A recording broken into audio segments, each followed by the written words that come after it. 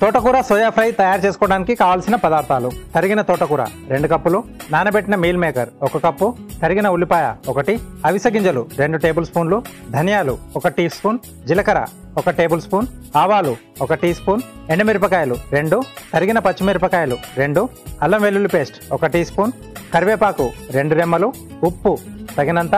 కారం తగినంత, పసుపు చిటికెడు, నూనె 3 టేబుల్ స్పూన్లు, కొత్తిమీర కొద్దిగా. తోటకూర సోయా ఫ్రై తయారు చేసుకునే విధానం: ముందుగా స్టవ్ ఆన్ చేసి ప్యాన్ లో అవిసె గింజలు, ధనియాలు, జీలకర్ర వేసి వేయించి మిక్సీ జార్లోకి తీసుకుని చల్లారాక మిక్సీ పట్టుకుని పక్కన పెట్టుకోవాలి. ఇప్పుడు అదే ప్యాన్ లో నూనె పోసి వేడయ్యాక అందులో ఆవాలు,